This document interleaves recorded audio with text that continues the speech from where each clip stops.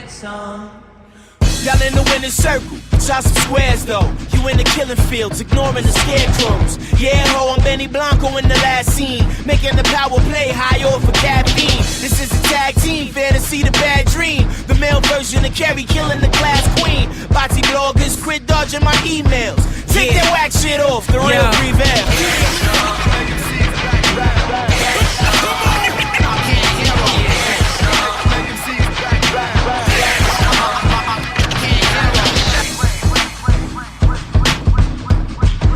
Come back. Gotta give you some airtime. Just a little bit. Thank you for coming through, sir. Nah, thank you, man. You know, I love anything doing with the mic and the podcast movement and the whole nine. And you guys came to our lovely city, so why not, man? Really appreciate it. What you got going on lately? I mean, the network is growing, yes, sir. I mean, you have how many podcasts you have in the network now? I want to say we have 12. 12 are growing and looking at some new ones, and also working on a venture right now where, spinoffs. Working on some spinoffs right now. Just trying to bring, not only just more shows, but just a different level of quality production wise, and just working on some things that we have not seen yet. I can't really say it yet, but it's just really working on some things that we haven't seen, at least in our culture and in our podcast world. What made you want to do podcasts? I didn't want to do podcasts. This was not a You were plan. doing radio. Well, this wasn't a plan, man. This, it's a long story, but a long story short is, I started blogging, and writing stories about my days in the music industry about, I want to say, 05? Damn, time flies, right? Wow. It moves when you're busy. 10 years ago, I started blogging, man, and came up with the concept, the name for Combat Jack. And then, as it was long form blogging stories, and as the blogosphere started changing and going from, long form to aggregation, I kind of got tired of I kind of ran out of all the stories that I had. Yeah. And so, it was serendipitous. My boy Dallas Penn got approached by this online radio station, PNC. A-King was their programming director. He approached Dallas Penn to do an online radio show. Dallas, being the trickster that he is, brought me in and asked me if I wanted to do a radio show with him. We had sat on it for like a year. Like, I sat on it because it wasn't for pay. And, I'm a grown man. We have kids. And, ironically, a year later, my wife, Combat Jill, was really tight with the guy who ran the radio station, his lady, and she brokered the deal. She's like, well, she brokered the deal to doing on the beach. So, I called Dallas. I said, I'm in.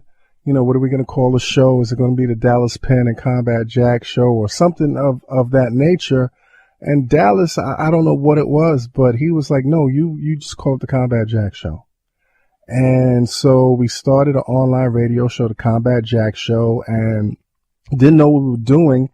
But I could talk, and Dallas could talk, and little by little, we I remember we had 5 listeners and then 7 listeners and not really, but the thing was,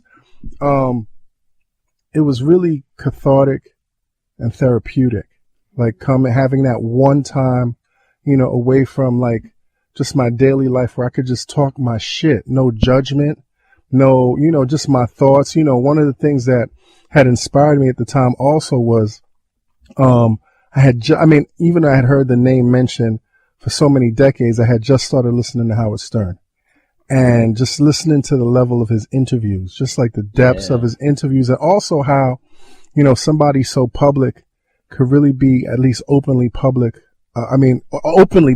about their shortcomings, and just, that made me, somebody that didn't really have any connection to this guy, really want to learn more about him and how, like, in this new age of transparency, how that's a premium, so doing the radio show at PNC and show started to grow. We brought on Premium Pete and DJ Ben Hameen and Matt Raz, and, just going from like barbershop talk to having guests, and I just remember like one of the most nervous moments I had was our first guest was, one of my friends and longest colleagues, DJ Clark Kent, a young rapper by the name of Matthew Ragazzino, and the late, great Sean Price. That was our first guest. Wow.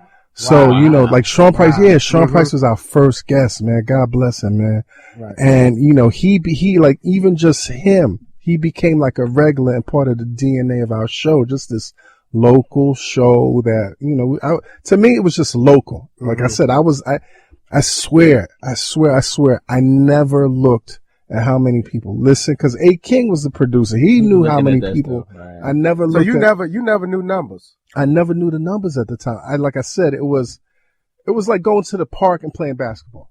You know what I'm saying? It was something really as organic as that. Right. Good outlet. But still, putting my name out there and wanting to be professional in my hobby, so as we went from like, just this room where we would go in and talk to like getting guests, I was putting my work in. I was really putting my work in, man. And just, things would happen, man. I remember the first time we got like EPMD, that was like a breakthrough, and the first time we got DJ Premier. And then, the first time we got Just Blaze, I was like, yo, we got Just Blaze in the building. And then a few months later, Just is like, yo, I want to join the show. I'm like, get out of here, stop playing. You know what I mean? And it like I said, it was something that I was passionate about, that we were all passionate about.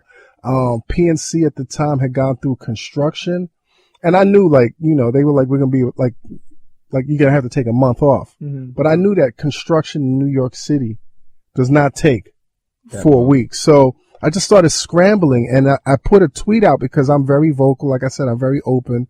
And I put a tweet out on Twitter like, yo, I need a new studio. Like, I need to keep this train running. And the universe blesses you, man, when you ask for what you want, man, because out of the universe, Chris Morrow was like, yo, I think I got a hookup for you. So I hooked up with Chris Morrow. Chris Morrow, produces the syndicated arm of the Breakfast Club, as well as being an author. He writes, I want to say the past 4 or 5 books, Russell Simmons books. He writes those books for Russell. Right. So he's like, I got access to a studio. It was actually at the time Rush Limbaugh's studio, Rush Limbaugh and Ryan Seacrest's studio. Okay. And he was sneaking us into the studio. And another thing that changed, the biggest thing that changed, was it wasn't live anymore. We were just, recording the shows and posting them. And he was like, we were on SoundCloud already. One of our listeners had hooked us up so that we were on iTunes, and he was like, I really don't see the future of online radio. How about let's just really convert to podcasts? And I was like, what's a podcast? I really didn't know what a podcast was. This is what, 07? This is, no, we started the show 2010, August of 2010. Okay. So I want to say it probably was going towards the end of 2011. When we converted from like a live radio show to like pre-produce. And then that's, I didn't know that Juan Epstein, that Peter Rosenberg and Cypher Sounds had a podcast. I didn't know about This American Life. I didn't know anything about podcasts. I owe all of that to Chris Morrow, who really studied podcasts, podcasts. And so now we're sneaking into Rush Limbaugh's studio at Radio City, and it's flat. And now we're in the Manhattan, not in Brooklyn anymore. We're in Manhattan. So it's a lot right across the street from Sirius, Sirius XM. So we could get guests that were in the city, and I guess just kept getting bigger and bigger and better. And the weird thing that started happening also, I really have to thank Angela Yee, because when I was blogging, she was up at Sirius, and she reached out to me. She's a personal friend, but she had also seen the splash that I was doing through my website, the Daily Mathematics, and she was like, I think I want to have a segment with you on our show. She gave me that bug, like, oh my God, I could do radio? Like, I never thought about that. Right. So once she placed that bug in, for one reason or another, the high ups, they were not fucking with me. They're like, no, you cannot come to Sirius. So, I mean, and it crushed me, like, cause it was like this big door that opened, and then it was like, slammed it. What you do to the suits? Come back. You know what it is? It's being loyal. It's being loyal to the people that inspire you. And one of the people that I want to say my biggest inspiration in blogging, Just like Howard Stern is my inspiration now for podcasting and radio. Right. My biggest inspiration for blogging was Byron Crawford. You guys ever read Byron Crawford? ByronCrawford.com. Byron is this weird, sick, twisted guy, but his writing is so amazing. So he inspired me. But he goes in on everybody. He goes in on me. He goes in on everybody. And at the time, he was saying some really pretty heavy shit about some of the higher ups at Sirius. So when Angela wanted to bring me on to Sirius, they connected the dots with me and Byron. And, you know, not that I write the shit that Byron writes, not that I agree with everything that he writes. I can't, because, you know, he's such a sick dude. But his, once again, writing, the process of writing is amazing. So, you know, and I had to make a choice at the time. Like, do I shy away from some of my associations? Or do I ride proud with some of the people that really brought me to this point? So I was like, fuck it, fuck y'all, fuck everybody. You know, I was trying to get into radio at the time. I was begging Ebro and these doors weren't opening.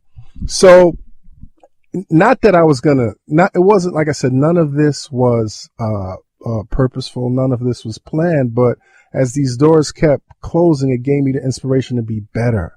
And I used to tweet last year, if you can't join them, beat them. Yeah. And a strange thing started happening, man, is like my show, the buzz of my show, the level of the interviews, the honesty of the interviews was really beating out terrestrial radio and satellite radio. You know what I mean? And I was like, to this point where, you know, some doors are opening right now, but I'm just like, I don't even know if I want to go inside now because of the freedom that I have with podcasting. And so I think after a year of like just doing some big things with the Combat Jack show, Chris Morrow was like, let's expand this universe. Let's introduce and produce more shows. We have this studio. We have access. So, you know, Jazz Fly and NY Delight. NY Delight was one of our earlier also, Combat Jack show members. They started a show called, what's the name of the show? Reality, what was it? Damn, I can't think of it right now. I was just sleeping on the couch out there. But they had a show. So we gave Jazz Fly and I'll think about it. Okay. And then we gave Premium Pete and Dallas Penn a show, Sneaker Fiends United. And I came up with this concept because I'm a big geek. I'm a big, fanboy.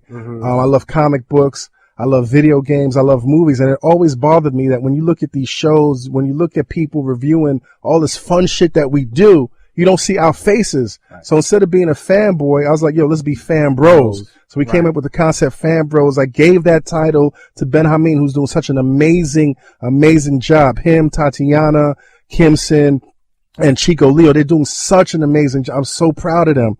So, and then, you know, but we're doing these shows and it was still kind of niche. And Chris, you know, being a radio guy was like, we need to start venturing out with people we don't know. Cause, you know, all these shows we were creating was part of the Combat Jack show universe. These were spinoffs. We were like, let's start bringing people on. So, his work at Power 105 and his relationship with Charlemagne was like, yo, there's this kid on YouTube, Kid Fury, that's amazing. You know what I'm saying? And I looked at Kid Fury, had these big numbers. And so we were like, and because Kid Fury's gay, right? So because the Combat Jack show was like, you know, old school New York 80s, we played a pause game, or we definitely played the pause game extensively. And we were getting some heat about being homophobic. You guys are homophobic, you're homophobic, but at the same time being comfortable in my skin, following the example of Howard Stern, who never changed his format, no matter how many people offended. I was like, I'm not going to change what we do on the Combat Jack show, but how ill would it be, like, just put Kid Fury on the platform? You know what I'm saying? So we sat down with Kid Fury. He brought in Crystals, who's also gay. And me, being a straight dude, I'm like, yo, we're going to do a show called Pause. And they looked at me like, are you fucking crazy? We're going to do The Read. So they did a show called The Read, and the first week, that shit was like bang.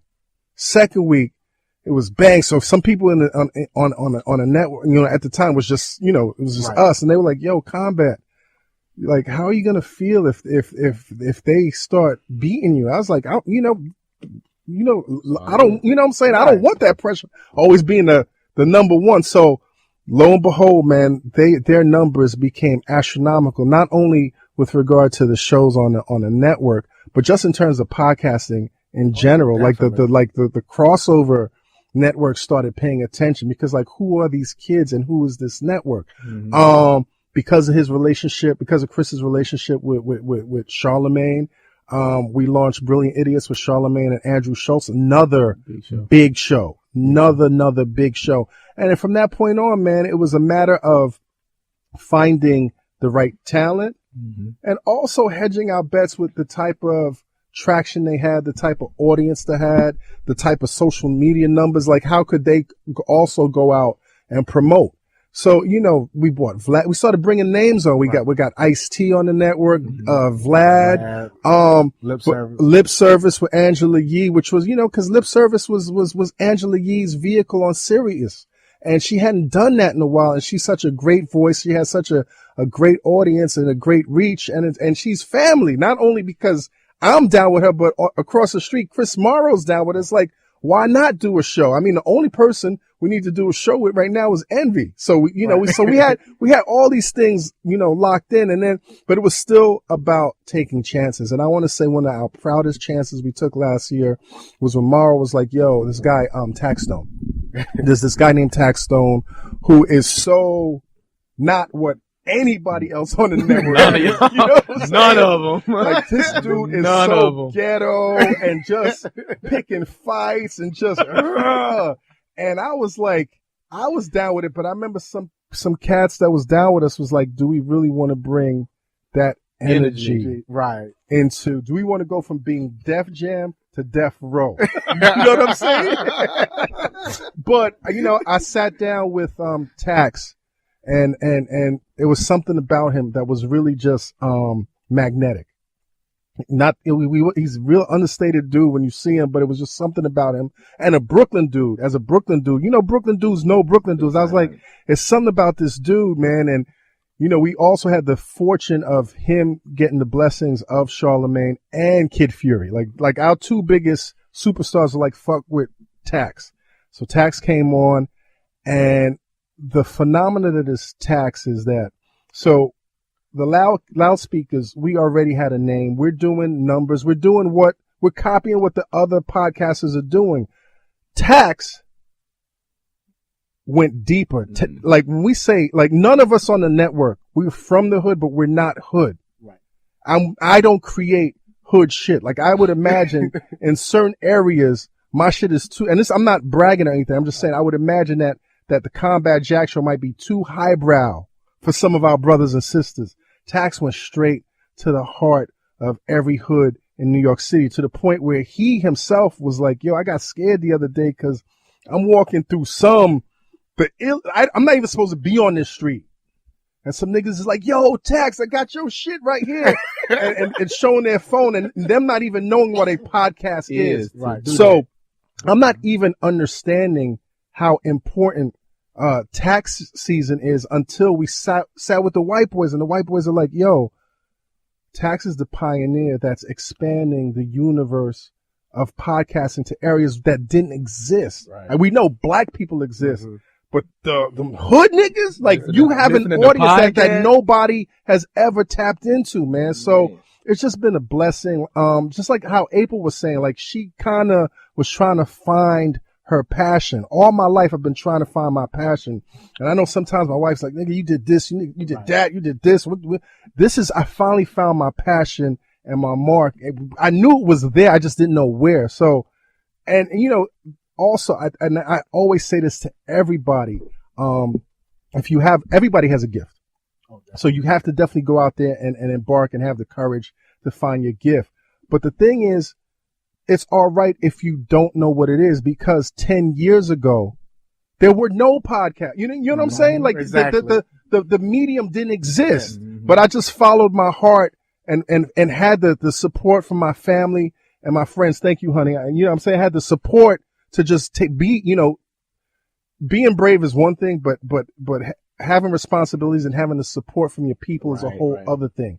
And so moving in the right direction, I really believe if you move in the right direction, you start changing the universe. You know what I'm saying? Right. So there really is no impossible if you have that dream. It becomes more of a, like I heard you say on the previous podcast, it becomes more of a pull versus a push. Yeah. And that's the thing. Like all my life, like I was an attorney, law school before that, I was in a fine arts, major. Like everything I did was a push. Mm-hmm. And you hear brothers talk about, yo, I'm grinding, I'm hustling, I don't sleep. Like, that shit is not fun. Right. If it's just a grind, you know what I'm saying? So yes, building the show and the network was a grind, but it wasn't work. It wasn't easy, right. But it was effortless. Right. You know what I'm saying? Mm-hmm. And it wasn't any more push. Even now, like shit it's real. It's like now that the pressure's on and I have to produce and there's a certain standard that people expect. It's work.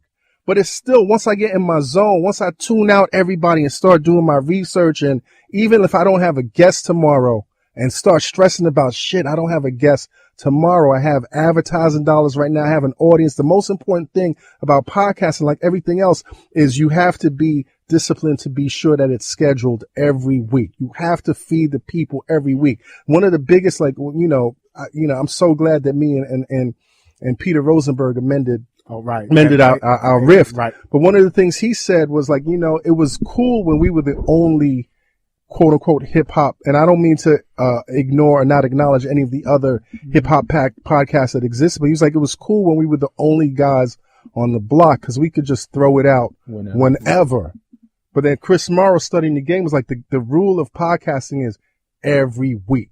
You at least, some guys do it every day, but it's like, if you don't do it every week, why? Mm-hmm. Why? Like if your store ain't open every day or when, you know what I'm saying? If you don't have a schedule, people are not going to rely not only on the quality of your craft or your goods, but if y'all ain't serious, why should we be serious? So, but like I said, even when I don't have guests, man, just the universe pulls me and I land a guest. You know what I'm saying? So it's that push until the world starts pulling you, man. What do you think about the podcasting game now, though? Is it becoming oversaturated?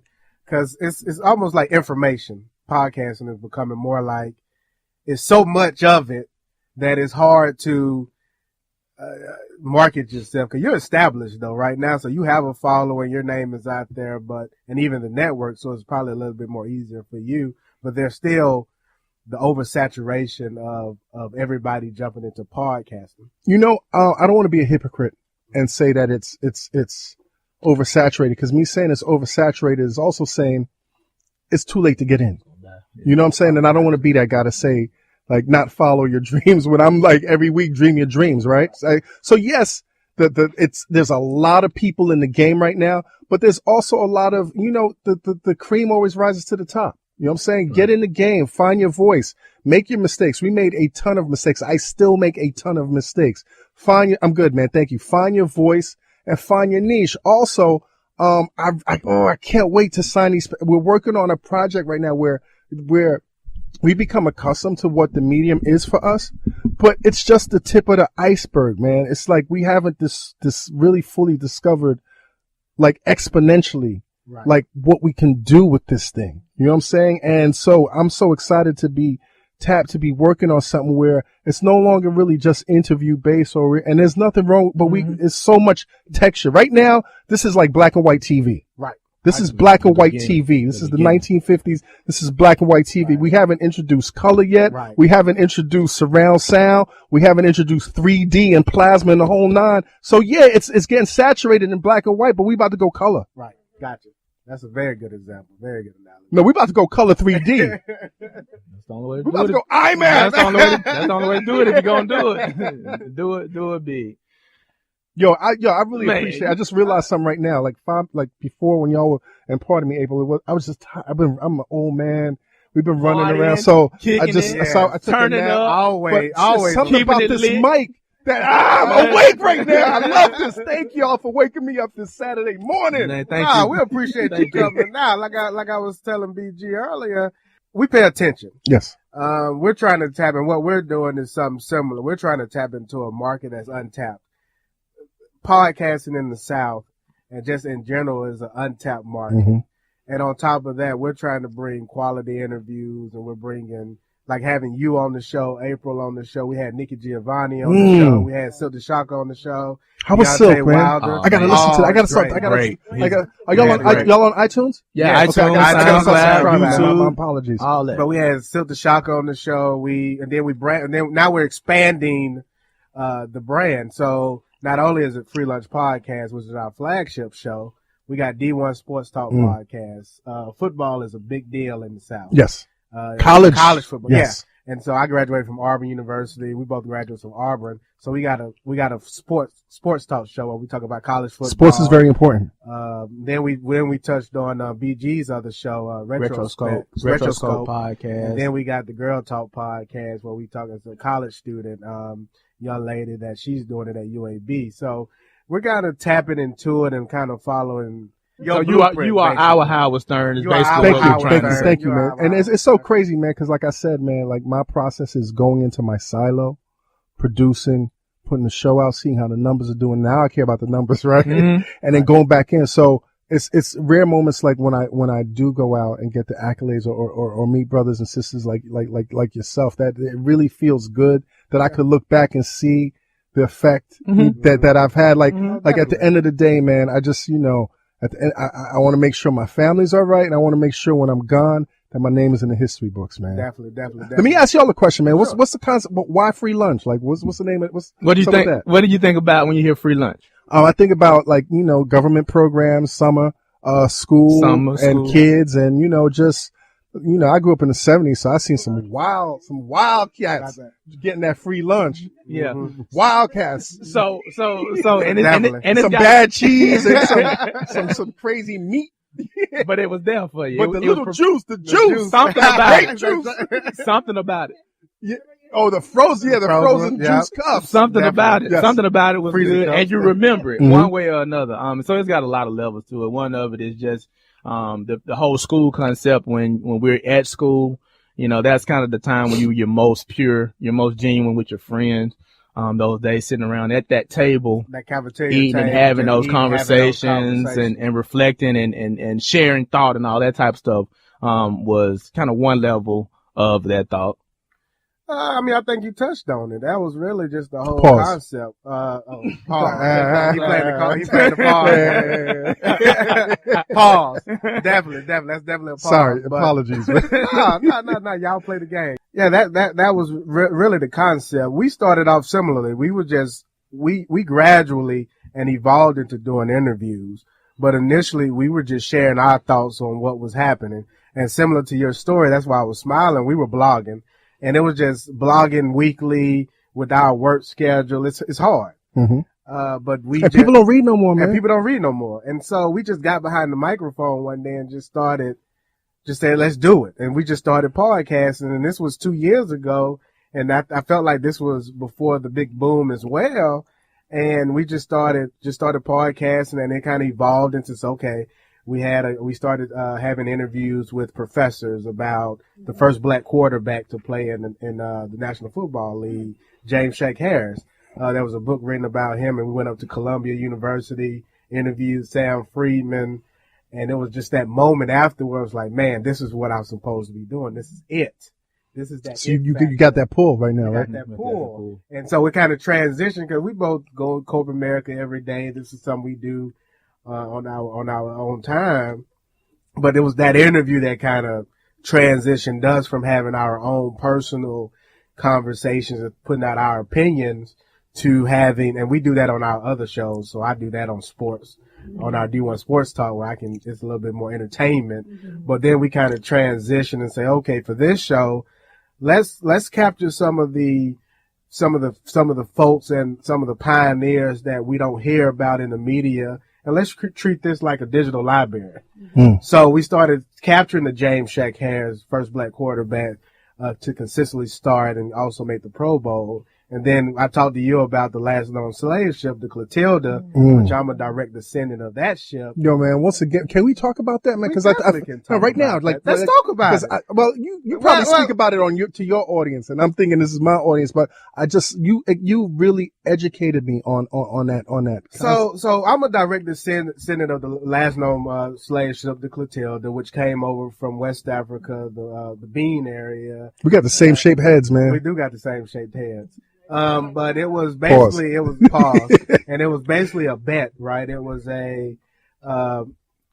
in the Mobile area, slave had become abolished or what have you in 1859, 1860s. But there was a bet between a guy named Henry, I forget his name on top of my head. But anyway, there was a bet. They would say, I bet you we can go over and we can get another load of slaves and bring them back over to the United States. Well, during that whole expedition where they sailed over to the west coast of Africa, they had 110 slaves on that ship and they brought them back over. The FBI and the United States government found out about it. So they basically, when they got over to the Mobile area, which is called Africa Town in Plateau, Alabama, right down in Mobile, they let half of them off there. They burnt the ship and let the other half off down in Magazine Point. Long story short, those group of individuals, the 110 of them, they basically just colonized themselves. And they basically was like, they first was trying to plan on going back. When they realized that couldn't happen, there's the 110 of them just kind of colonized. They created Africa Town and essentially started cultivating the land and started basically just raising their children. And so the unique part about that story is that it's the first example where they have a journal from the very last known slave to live, and he can talk about his experience on the slave ship. His name is Cujo Lewis. And Cujo Lewis, he was photographed, right? Yeah, he's photographed. He was photographed. He was interviewed by Zora Neale Hurston. They actually have some footage of him. But we had a professor on the show, Sylvia Doof, that actually, what's the name of that library? The Schomburg Library. She's like over that library, and she's really known into transatlantic slaves. And we had her on the show to talk about that particular story and just really talk about those particular 110 individuals and just the role that they played with being able to capture their interviews, what their experience was like on that ship. It was brutal. And on top of that, being able to interview them live while they were still alive it's amazing. Man, you're so blessed, man. You're so blessed. I tell my kids, I'm assuming this, but my last name is Osse. And my family's from Haiti.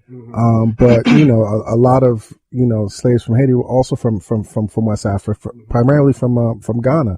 And Osse is a very popular name, and very popular. Every time I meet a Ghanaian, they're like, "Osse, you are Osse, I'm Osse." Like, you know what I'm saying? And we all look alike, I guess. We got the same features. So I always tell my kids, man, just be proud to carry the Osse name, like to have some type of legacy. That was slavery is just so important, man. But it's inspirational for me because for me, I look back over that time and I just look and see what they've endured. And so it gives me a sense of pride also just to know to say, okay, I have at least a part of the history on my dad's side that I know I can kind of trace back to that period and really study that group of individuals. Know what they ate, what they planted, what they stood for, what their religion was, and it gives you a sense of pride and also motivation to say, okay, let's keep pushing this thing forward and making certain that story doesn't die. If you don't know your past, it's so difficult to plan your future, and I think that's really the main problem with our people right now. We're so inhumane that we have no connection to our past. A lot of us don't, man. So that's one of those are it's kind of evolved, just to get back onto the point of the podcast. We kind of evolved from just having this particular podcast, from having just personal opinions to let's educate the people. And then let's bring on inspirational stories. We have a story, that actually my cousin was on a show in which he was adopted, at the age of 3. Him and his sister were adopted. On top of them being adopted, they lost their mom that adopted them when they were 12 to cancer. So just imagine not only being adopted, but then having to spend your high school years without your adoptive mom. And so I had them on the show to tell their story because even when BG heard the story, it was more inspirational. It was like, man, these people, my cousins, and to them, it's just like, it's life. It's like every day, but this is not a typical story where you get adopted at the age of 3, you lose your adopted mom at the age of 10 to 12, and then you have to figure this thing out from high school all the way to college. And so we had them on the show. So those are the type of interviews and stories that we bring to this show to just document, inspire, let the people tell their story. We got some more interviews coming up. We had Head Crack from Rick and Smiley Morning Show on the show. Who else? We had the heavyweight. That's why we're here today. We got Deontay Wilder. So wow. The WBC heavyweight. He's from Tuscaloosa, Alabama. Wow. Isn't it amazing when you look back? Because you're looking forward, but when you look back and you see the trail that you've left, man, congratulations, man. Congratulations. So it's food for the soul. So the second part of that is just with the lunch thing is it's food for the soul. Every time we get on this thing, whether it be interviews or it's just, conversing on the microphones, it's trying to give the people something filling that void. In our peer group, because sometimes we just kind of get caught up in the everyday and you lose sight of, story and being inspired, being empowered and stuff like that. So we're just using this platform to bring people in like yourself to talk to the people from a level of experience. So you can tell us and we can take that in because you've actually proven it to be true. And then they even also educate, right? So if you go down to where we come from, the South, podcasting it's a untapped market. Mm-hmm. It's a market. It's still, even up here, I talk to a lot of people up here like that's metropolitan and moving and grooving. And I'm like, you listen to podcasts and they're like, what's that? Like, how do I get, I'm like, it's right on your phone. Mm-hmm. Like, so, it's still early in the game, man. I got another question for y'all, man. A real important question, man. Y'all stopped by, the bakery on Bergen yesterday, right? For sure. At 740. For sure. That was one of our stops. How was it? Great. Oh, great. What'd y'all have? We had the chocolate chips or the sea salt on top of it. It was awesome. I had the vegan peanut butter. But like we were saying earlier, it was bigger than just the dessert. Yes. It was the atmosphere. It was the energy. It just felt like you was at your grandmother's house when you can see the little girl just, hey, do your homework and don't start that crying. You need to strain your face, do your homework. I got a business to run. No, I really appreciate that, man. And that also, when Combat Jill told me y'all stopped by, I was like, I definitely got to stop by. And I don't mean to ignore y'all. Sometimes I'm just bad with, it's all good.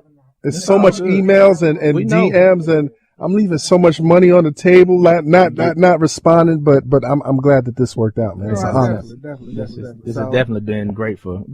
One last thing. How did you come up with Loudspeaker Network? Where did that name come from? Man, we were just Chris and I and Premium and Dallas and Ben. It was like everybody on the network was trying to come up with a name, man. Just something to stand out. And then Chris suggested Loudspeaker, and I was like, that's a perfect name because it's a voice that stands out amongst, like when you listen to the other podcasts, particularly the traditional podcasts like the NPR, Public Radio, This American Life, Serial, they all sound real calm, like they're in a library and so smart and educated and speaking proper English.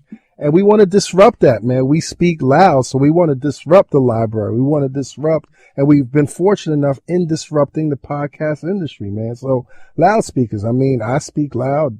Dak speaks loud. Charlotte, not that it's about volume, in terms of decibels, but it's about disruption. It's about disruption, man. Definitely. So let's get out of here, man. Yeah, let's get out. I appreciate you coming through. Really do. I don't think you realize, like I say, we look up to what the model that you're putting forth, and just to have you even come through for a few while is love, man. So we really appreciate it. That's one of my secret delights is like looking at new podcasters or up and coming podcasters and just jumping on the mic like, hey yo, give it that stamp though. Give it that. It's like it's just like being one of those dudes that's at a talent show. And I'm not comparing myself to dude, but like being on the show, doing your thing, and then Jay-Z comes out like, yo! I really get joy doing that, man. So thank you for giving me this opportunity, man. That's great. Definitely. This is the Free Lunch Podcast. Yes, BG, how can the people reach us? FreelunchPodcast.com for podcasts and blogs. Also check for us on Twitter. Let us know what you think. Free Lunch Pod C. Instagram for sure. Free Lunch Podcast. And be sure to check for the video content on Free Lunch TV, YouTube. Internets. Combat, you gotta. How can the people connect with you? Yeah. Man, just Google Combat Jack. I'm so glad to say that right now. Just Google Combat Jack at combat_Jack. Reggie Osse OSSE, one word on Instagram. Dude, iTunes, the Combat Jack Show, SoundCloud, the Combat Jack Show. We're now exclusive. Give us an exclusive. What's next? What's next? We just did a Freeway episode. Freeway, Philly Freeway. So, we talked about his, kidney failure and it just, his whole experience at the Rockefeller Records. And this week, if God is willing, we're interviewing Marlon Wayans and, just a whole lot of, I can't let the cat out the bag because, the game is heavy right now. Cats listen. And next thing you know, I say, I'm going to have somebody on the show and then they on somebody else's show because I talk too much. So, but we're just continuing to do, what we do, man. It's a passion. Combat Jack Show. Just Google it, look it up, man. Join the spaceship. Yeah, the Wendy Williams episode was awesome. Yeah, man. The Nick Cannon episode was off. Thank you. Wendy Williams taught me something. She came in this very room. I was sitting right there. A King was sitting right there. She came in the room. I was like, "Hey, Wendy, you know how you doing? You look great. You want some?" She put her hand. She's like, "Shh." Save it. I was like, "What?" Because she's already an intimidating personality. She's statuesque. She's very tall. And then just her, so we were sitting here in silence, like, and that shit was so uncomfortable. And she said, "I don't waste words. I only talk when the mic is on." And I didn't think she's being a jerk as much as really changing the leverage. And as she got into it, she's like, "You guys know everything about me. I don't know anything about you. So I have to create that sense of changing the leverage." So she was great, man. Yeah, that was really good. Yeah. Real good. Thank you. So, wow. All right. This is the Free Lunch Podcast. I am your boy Tight. I am BG, the 27 kid. Give us that. You got to give us that album comeback. Oh, internets. Dream those dreams and then glow up and live those dreams because a life without dreams is black and white and the universe flows in technicolor and surround sound. Wow.